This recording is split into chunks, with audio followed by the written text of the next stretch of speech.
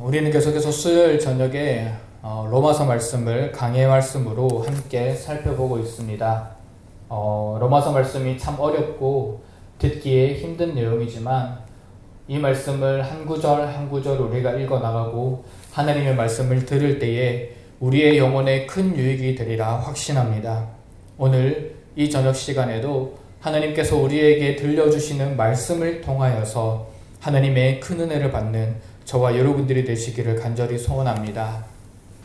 우리는 삶을 살아가면서 우리의 이름 앞이나 우리의 이름 뒤에 다른 어떤 명칭이 붙는 경우를 자주 보게 됩니다.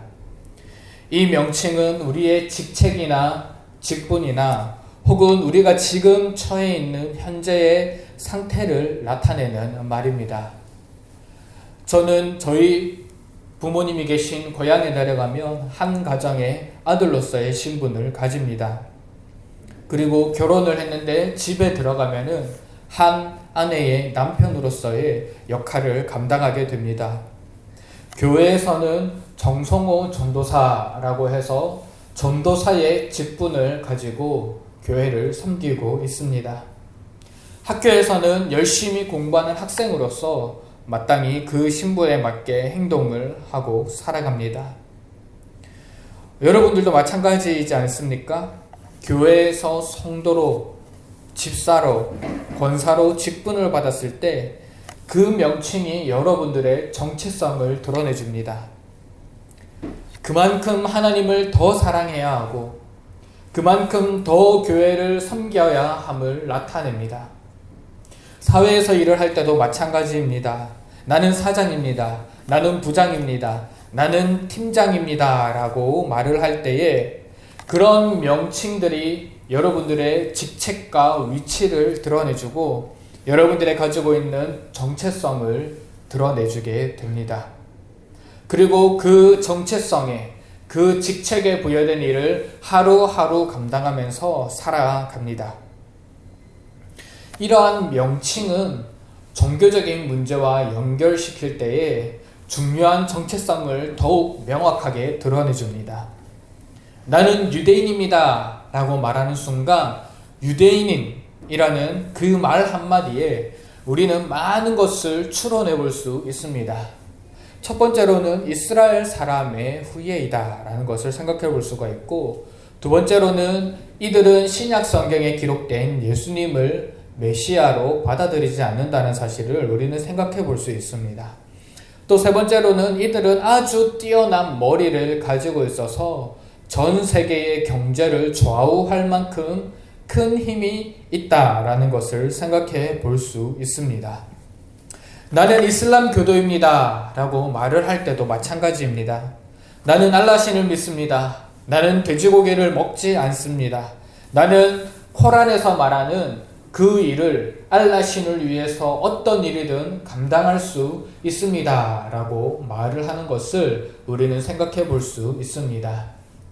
나는 그리스도인입니다 라고 말을 할 때에 나는 예수님을 믿습니다. 나는 교회를 다닙니다. 나는 믿음으로 구원을 받은 하나님의 자녀입니다 등과 같은 내용을 그 그리스도인이라는 단어에 함축적으로 담아서 표현을 하고 있습니다.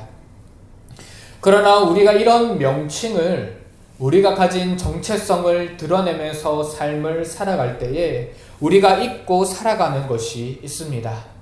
그것이 그 명칭 그 자체가 실제적인 본질을 담아내지 못한다라는 것입니다. 조금 어려운 말인데 쉽게 설명해 드리겠습니다. 쉬운 예로 나는 그리스도인입니다 라고 말하면서 삶을 살아가는 사람이 있다고 생각해 봅시다. 대부분의 사람들은 나는 그리스도인입니다 라고 말하는 이 사람을 바라볼 때 이 사람이 예수님을 믿고 구원을 받았구나. 이 사람은 주일날 하나님 앞에 나가서 예배를 드리는 자구나 라고 생각을 하게 됩니다. 그리스도인으로서 정체성을 가지고 예수님을 믿는 사람으로서 삶을 살아간다라고 생각을 한다는 거죠. 자, 그런데 이런 분들이 일주일에 단 한 번 주일에 교회에 나와서 1시간 예배를 드리고 돌아가는 자라고 생각을 해봅시다. 주중에 교회에 나와서 예배 드리지도 않고 집으로 돌아가서 하나님의 말씀을 읽거나 하나님 앞에 엎드려 개인의 경건의 시간을 가지는 것이 아니고 단 한 번, 일주일에 한 번 교회에 나와서 예배 드리는 자가 있다고 생각해 보겠습니다. 물론 그들 가운데서도 하나님을 인격적으로 만나고 하나님을 바르게 예배하고 하나님의 자녀가 된 사람이 있을 것입니다. 그러나 이렇게 주일날 한 번 예배를 드리고 자신의 삶으로 돌아가서는 거짓을 일삼고 부정부패를 행하고 악한 자들을 압제하는 모습 가운데 살아간다면 이들의 삶 속에서 하나님의 공의와 정의가 드러나지 않는 삶을 살아간다면 과연 우리는 이 사람을 구원을 받은 하나님의 백성이라고 말을 할 수 있겠습니까? 물론 구원은 하나님께 속한 것이기 때문에 인간이 맞다 틀리다 구원받았다 아니다 평가할 수는 없지만 그의 삶을 통해 나타나는 모습을 볼 때 아마 저 사람은 구원받지 않았을까, 구원을 받지 못하지 않았을까라는 생각을 하게 된다는 것입니다. 그리스도인입니다 라고 말을 하지만 실상 그리스도인으로서 살아가야 하는 삶의 여러 가지 모습들, 드러내야 하는 하나님 나라의 백성으로서의 모습들은 전혀 드러내지 못한 채로 삶을 살아갈 수 있다는 것이죠. 제가 오늘 이 저녁 여러분들과 함께 말씀을 나누고자 하는 것이 바로 이것입니다. 우리가 그리스도인이라고 고백하면서 삶을 살아가지만 혹 우리 가운데 잘못된 특권의식이나 혹 우리 가운데 잘못된 확신에 근거해서 우리가 신앙생활을 하고 있지는 않는지 돌이켜 보아야 한다는 것입니다.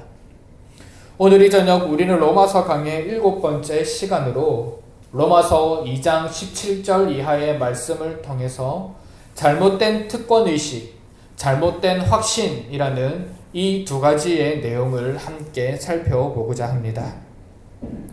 바울은 로마서를 기록하면서 차근차근 편지를 쓰고 있습니다.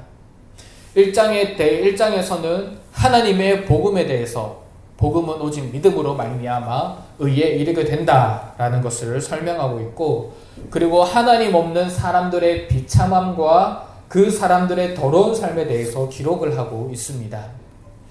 2장에는 이방인과 유대인을 막론하고 자신의 판단 기준을 가지고 남을 판단하는 그런 사람들의 모습을 기록하고 있고 그리고 오늘 본문인 2장의 마지막 부분은 유대인들을 향하여서 바울이 권면하고 있다는 것을 우리는 볼 수가 있습니다.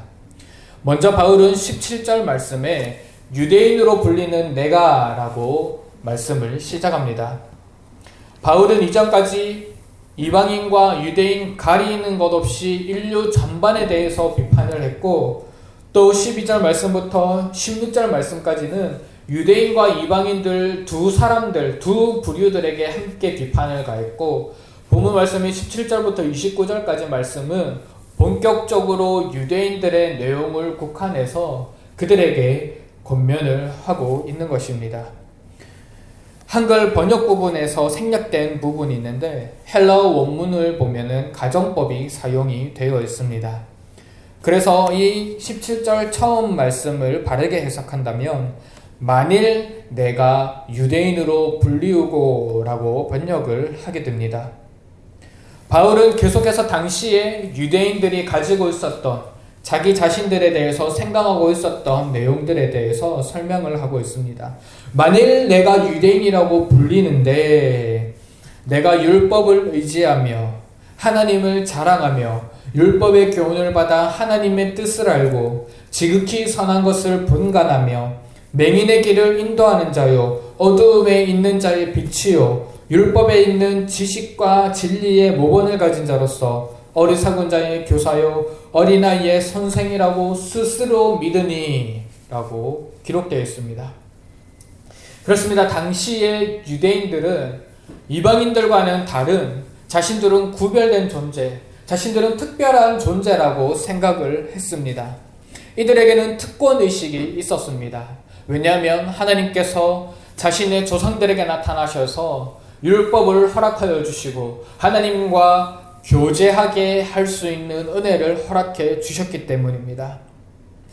그래서 이들은 하나님을 자랑했습니다. 이들은 자신이 선택받은 민족이라고 생각을 했습니다.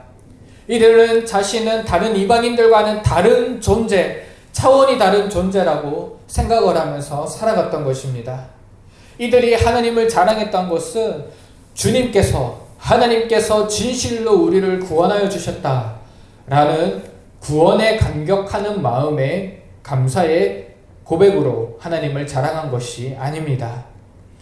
이들이 하나님을 자랑한 것은 우리 유대인들은 너희 이방인들과는 다른 존재야. 하나님은 우리에게 율법을 주셨고 하나님은 우리에게 은혜를 주셨어. 그러니 우리는 너희들보다 더욱더 뛰어나고 탁월한 존재야 라는 생각과 의미에서 하나님을 자랑했던 것입니다. 유대인들은 율법으로 인하여서 하나님의 뜻을 온전히 분별할 수 있는 자라고 생각을 했습니다. 그리고 자신들만이 율법을 판단 기준으로 세워서 선과 악을 분별할 수 있다고 생각했습니다. 율법 이외의 모든 것은 악하다고 생각했습니다. 이들 스스로는 하나님을 알지 못하고 무엇이 참된 진리인지 알지 못하는 이방인들에게 자신들 유대인들이야말로 진정으로 눈먼 자들, 맹인들의 길을 인도하는 자요, 어두움 가운데 진리를 알지 못해 어두움 가운데 빠져있는 자들의 빛이라고 설명을 하고 있는 것입니다. 그래서 율법 안에 있는 지식과 진리의 모본을 가진 자로서 어리석은 자들을 가르쳐주고 어린 아이와 같은 자들의 선생이라고 스스로를 생각을 하고 있었습니다. 이들이 가지고 있었던 것은 잘못된 특권의식이었습니다. 물론 하나님께서는 유대인들을 통하여서 율법을 허락하여 주셨고 그들에게 구원에 이르는 길을 맡겨주셨습니다. 하지만 유대인들의 역사를 살펴보면 이들은 하나님을 바르게 예배하지 않았습니다. 율법을 온전히 지키지 않았습니다. 하나님을 바르게 예배하고 섬기기보다 우상 숭배를 하면서 자신들의 삶을 살아갔습니다. 그래서 이스라엘 민족 전체가 하나님의 징계 가운데서 북이스라엘 왕국은 아수르로, 남유다 왕국은 바벨론으로 포로로 끌려가게 되었습니다. 이들은 하나님 나라의 백성으로서 자신의 정체성을 깨닫지도 못했고 자신의 삶을 통해 하나님께 영광을 올려드리지도 못했습니다. 그리고 이들이 정말로 율법에 대해서 바르게 이해하고 깨달았다면 예수 그리스도께서 이 땅에 오셨을 때에 이들은 율법의 완성이신 예수님을 믿었을 것입니다. 예수님이야말로 구약에 기록된 메시아라는 사실을 받아들였을 것입니다. 그러나 이들은 율법의 정신과 본질은 알지 못한 채 율법의 조문만 가지고 삶을 살아가고 있었습니다. 자신들이야말로 하나님의 선택된 민족이요, 자신들이야말로 구원에 이르게 하는 율법을 가진 민족이라고 생각을 했습니다. 그래서 자신들은 이방인들과 질적으로 다른 특권을 가진 존재라고 생각을 했던 것입니다. 계속해서 말씀을 살펴보겠지만 바울은 이런 유대인들의 특권의식을 산산조각 내버립니다. 너희들은 율법을 가지고 있었지만 율법대로 살아가려고 하지도 않았고 그 율법을 바르게 지키려고 하지도 않았다라고 말하면서 율법을 범함으로 하나님을 욕되게 한 자들이라 라고 말을 하고 있습니다. 21절 22절 말씀을 보면 다른 사람을 가르치는 내가 내 자신은 가르치지 아니하느냐, 도둑질하지 말라 선포하는 내가 도둑질하느냐, 간음하지 말라 하는 내가 간음하느냐, 우상을 가증히 여기는 내가 신전 물건을 도둑질하느냐 라고 기록되어 있습니다. 바울은 유대인들을 향하여서 자기 자신들은 율법을 가졌고 특권의식을 가졌다고 생각을 하지만 막상 그들의 삶을 돌이켜보고 그들의 삶을 집중적으로 파고들었을 때에 자신이 말한 대로 삶을 살아가지 않는 유대인들의 이중적인 모습을 바라보면서 그들의 잘못을 지적하고 있는 것입니다. 그래서 23절 말씀처럼 율법을 자랑하는 내가 율법을 범함으로 하나님을 욕되게 한다 라고 바울은 말을 하고 있습니다. 자, 이 모습을 통해서 우리가 반면교사로 삼아야 하는 것은 우리가 복음에 대해서 그리스도인이라고 우리가 스스로 고백을 하면서 나는 혹시 특권 의식을 가지고 있지는 않는지 점검해 보아야 합니다. 하나님께서 교회를 더 잘 섬기라고 우리에게 허락하여 주신 직분을 가지고 그 직분이 또 하나의 계급이 되어서 나는 다른 사람들에게 특권 의식을 가지면서 다른 사람을 대하고 있지 않는지 생각을 해 보아야 합니다. 하나님은 우리를 하나님의 자녀로 불러주셨습니다. 복음 안에서 새롭게 해주셨습니다. 그리고 이 땅에서 주님의 뜻을 이루어가기 위해 교회를 세워주셨고 교회 내에 여러 가지 직분으로 불러주셨고 저와 여러분들을 하나님의 동등한 하나님 앞에 백성으로서 우리를 불러주셨습니다. 그런데 오늘날 많은 사람들이 내가 그리스도인이라는 이 사실에 대하여 잘못된 특권의식을 가지고 있습니다. 그것은 내가 그리스도인이 되었으니까 나는 이 땅에서 복을 받고 잘 살게 될 것이야 라는 기복주의 신앙입니다. 내가 예수님을 잘 믿으니 복을 받을 것이야. 예수님을 잘 믿으니 자녀들이 서울대를 갈 것이야. 예수님을 잘 믿기 때문에 대기업에 취직하게 될 것이야. 예수님을 잘 믿기 때문에 경제적으로 더욱 부유하게 될 것이야. 남이 부러워할 만한 삶을 살아가게 될 것이야. 생각한다는 것입니다. 물론 하나님의 계획 가운데 하나님께서 우리에게 허락하여 주신 달란트를 우리가 잘 활용해서 이 땅에서 살아간다면 하나님은 우리에게 여러 가지 복을 허락하여 주시고 경제적인 풍요도 허락하여 주시고 또 우리가 가진 달란트에 따라서 좋은 대학에도 가게 해주십니다. 그러나 우리가 이 땅에서 살아가는 최종적인 목표가 하나님 나라와 그분의 영광을 이 땅에서 드러내는 것이 아닌 단순히 내가 잘 먹고 잘 사는 것, 단순히 나의 자녀들이 잘 되는 것, 단순히 우리가 이 땅에서의 삶을 살아갈 때 풍요를 누리면서 살아간다는 것에 초점이 맞추어지게 된다면 그것은 잘못된 생각이라는 것입니다. 내가 그리스도인이기 때문에 이런 복을 받아야 된다는 특권의식이 잘못되었다라는 것입니다. 두 번째로 우리가 가지고 있는 잘못된 특권의식은 그리스도인으로 신앙인으로 내가 하나님을 더 바르게 섬기고 내가 하나님을 더 잘 섬기고 있기 때문에 너는 잘못되었어라고 판단하는 자입니다. 믿음이 연약한 자를 판단하고 평가하고 그들의 잘못을 지적해주는 사람입니다. 이것은 잘못된 특권입니다. 하나님을 잘 믿는다는 것, 복음 가운데 바르게 서 있다는 것은 하나님의 큰 축복입니다. 그러나 이것을 다른 사람을 섬기고 세우는 일에 사용하지 않고 다른 사람을 비판하고 깎아내리는 데에 사용한다는 것은 분명히 잘못된 일이라고 할 수 있습니다. 우리가 성경적 가치관, 하나님께서 허락하여 주신 영생의 가치관을 가지고 이 땅에서의 삶을 살아간다면 우리는 삶 속에서 예수 그리스도의 사랑이 드러나야 하고 우리는 먼저 희생해야 되고 우리는 먼저 섬겨야 하고 우리는 먼저 연약한 자들을 돌아보면서 우리의 삶을 살아가야 한다는 것입니다. 그저 나는 오랫동안 신앙생활했고 교회에서 이만한 직분이 있고 나는 하나님을 남들보다 더 잘 알고 있기 때문에 이런 특권이 있다고 생각을 하면서 살아가서는 안 된다는 것입니다. 여러분이 저녁 우리에게 말씀하시는 하나님의 음성을 듣기를 원합니다. 잘못된 특권, 거짓된 특권을 내려놓기를 원합니다. 오히려 이 세상이 주는 특권이 아니라 하나님께서 저와 여러분들에게 주신 썩지 아니할 영원한 것을 사모하는 특권을 누리면서 살아가기를 원합니다. 예수 그리스도의 섬김과 희생대로 살아가는 특권, 이웃을 사랑하고 그 영혼을 향해 눈물 뿌리며 기도하는 특권, 날마다 주님의 십자가를 지고 주님의 뒤를 쫓아갈 수 있는 특권, 하나님께서 주시는 은혜와 위로 가운데 주님은 나의 목자시요 나의 피난처시라고 고백할 수 있는 특권, 또 주님께서 우리가 이 땅에서의 삶을 살아갈 때 우리가 섬길 수 있는 교회를 허락하여 주시고 이 교회 공동체로 함께 자랄 수 있게 해주신 특권을 우리는 날마다 사모하면서 살아가야 할 것입니다.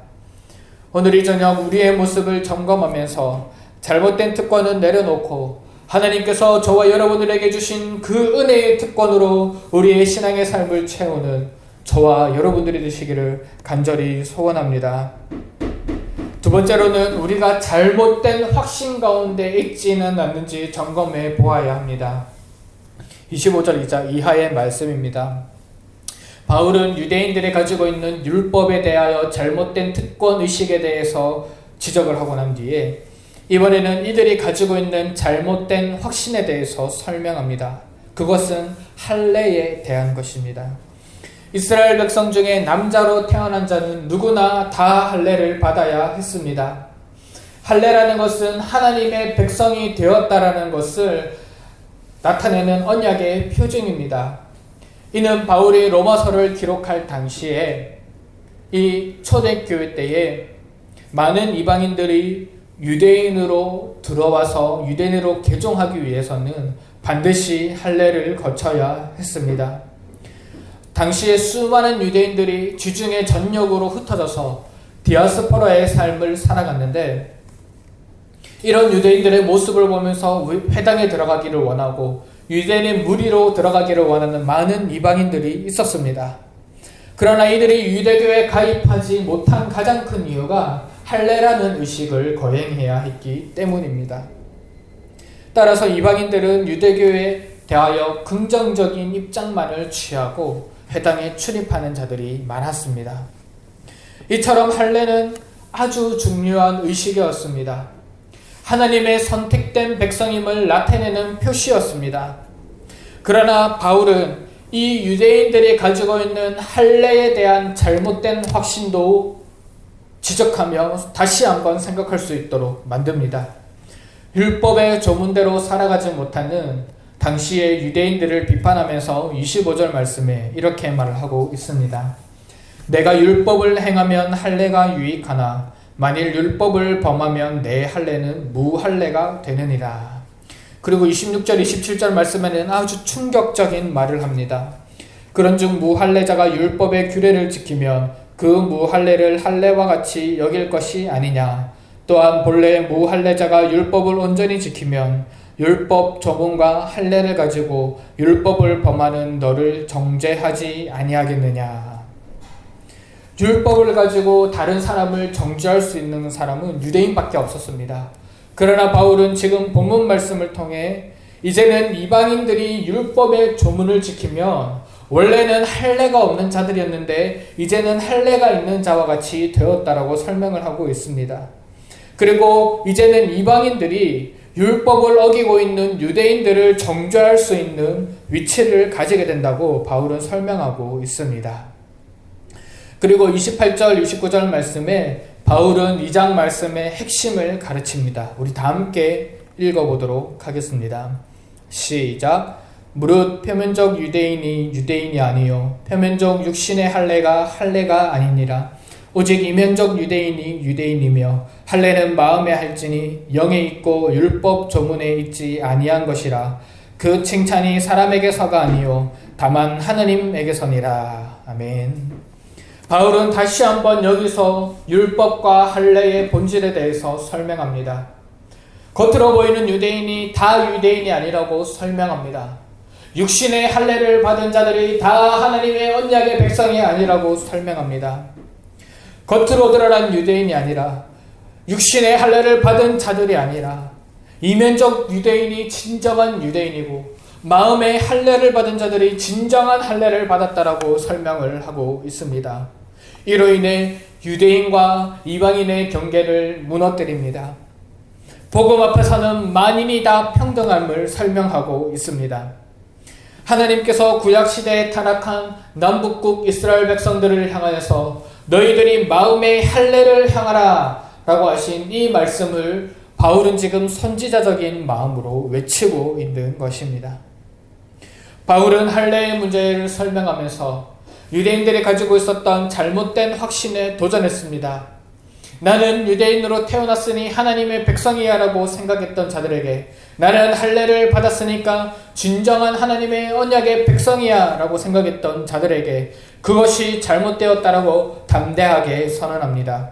본질을 잃어버리고 외형적으로 보이는 모습만이 전부는 아니라고 말을 하고 있습니다. 바울은 유대인들이 가지고 있는 잘못된 확신에 대하여 도전하면서 이들이 이미 임한 복음, 예수 그리스도를 십자가를 받아들일 수 있도록 미리 준비를 해놓고 있습니다. 그리고 이제 본격적으로 3장에 가서 유대인이나 이방인이나 구별 없이 모든 사람은 하나님 앞에 죄인이며 예수 그리스도의 화목 사역으로 말미암아 구원의 길이 열려 있음을 설명합니다.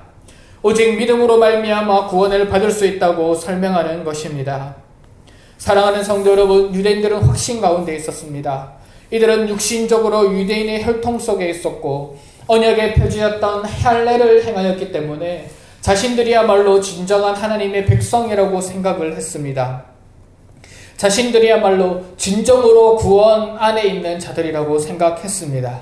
그러나 이것이 본질은 아니었습니다.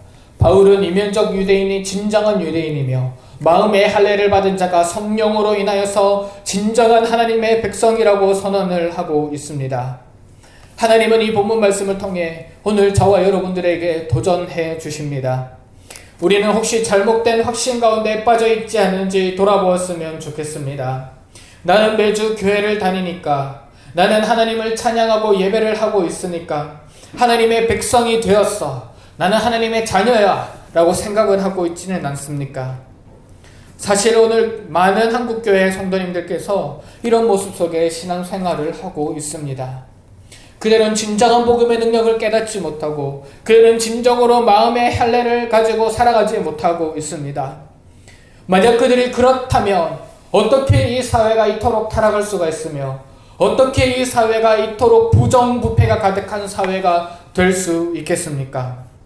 여러분, 어제 인터넷 기사를 봤는데 22만 명의 성매매 고객의 명단에 있다는 기사를 보았습니다. 여러분, 그 22만 명의 사람들 중에 과연 그리스도인이 한 사람도 없다고 우리는 말을 할 수 있겠습니까? 굵직굵직하게 터져나오는 사회의 비리 속에서 과연 그리스도인이 연루되지 않은 사건이 한 개도 없다고 우리는 말을 할 수가 있겠습니까? 이들 모두가 잘못된 확신 속에서 살아간다고 저는 생각을 합니다. 자신들은 예수님을 믿고 있고 죽음 이후에 영원한 천국에서 삶을 살아간다고 생각하는 소망이 있기 때문에 이제 이 땅에서는 나의 만족과 나의 유익을 위해서 살아가야겠다고 생각한 것입니다. 그리스도인으로서 하루하루를 피말리는 영적인 전쟁 속에서 살아가지 아니하고 세상과 적당히 타협하면서 살아가면서도 나에게는 구원이 있어, 나에게는 하나님의 사랑이 있어, 나에게는 하나님의 복이 임할 거야 라는 생각으로 이 땅에서 삶을 살아가고 있기 때문에 오늘날 이 한국 사회에 많은 그리스도인들이 있지만 진정으로 한국 사회가 변혁되지 않는 것입니다. 사랑하는 성도 여러분, 이것은 다른 사람의 문제가 아닙니다. 오늘 이곳에 나온 저와 여러분들의 문제입니다. 저도 마찬가지이고 여러분들도 마찬가지일 것입니다. 우리 모두가 구원을 받았다라고 고백하지만 여전히 예쁜 성이 남아있는 죄인이기 때문에 이렇게 우리가 살아갈 수밖에 없습니다. 여러분, 그래도 우리가 가슴 치며 애통하고 하나님 앞에 바르게 살아가기 위해 몸부림을 쳐야 하지 않겠습니까? 우리만이라도 이런 잘못된 확신에서 벗어나 하나님께서 기뻐하시는 삶의 모습으로 살아가도록 노력해야 하지 않겠습니까? 우리의 모습을 돌이켜보기를 원합니다. 우리의 삶 가운데, 우리의 신앙의 가운데 혹시 잘못된 확신이 없는지 점검해 보기를 원합니다. 저와 여러분들은 날마다 하나님 앞에 우리 자신을 거룩한 산제사로 올려드려서 마음의 할례를 받은 자로 성령 안에서 살아가는 저와 여러분들이 되기를 간절히 원합니다. 이제 말씀을 마치겠습니다. 오늘 우리는 본문 말씀을 통해서 잘못된 특권의식을 가지고 있지는 않는지, 그리고 우리가 잘못된 확신 가운데 빠져서 삶을 살아가고 있지는 않는지 말씀을 통해 점검해 보았습니다. 하나님께서는 오늘도 찾으십니다. 영과 진리로 예배하는 자를 찾으십니다. 요한복음 3장 23절에 아버지께서 참되게 예배하는 자들을 영과 진리로 예배할 때가 온나니 곧 이때라. 아버지께서는 자기에게 이렇게 예배하는 자들을 찾으시느니라 라고 말씀하고 있습니다. 세상과 타협하지 않고 우리의 소망을 이 땅이 아닌 영원한 하늘나라의 소망을 두며 살아가는 사람, 하나님을 바르게 예배하며 특권의식을 가지지 않고 잘못된 확신 속에서 살아가지 않는 그런 신앙인을 하나님께서 오늘도 찾고 계십니다. 우리는 이런 사람이 되어야 할 것입니다.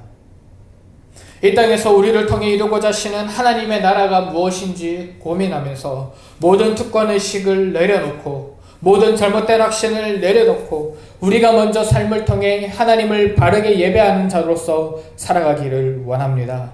다른 사람들은 쉽게 걸어가는 넓은 문으로 걸어가는 것이 아니라 좁지만 길도 너무나 힘들고 울퉁불퉁하지만 이 길이 주님께서 걸어가신 길이라면 믿음으로 좁은 문 좁은 길로 걸어가는 저와 여러분들이 되시기를 원합니다.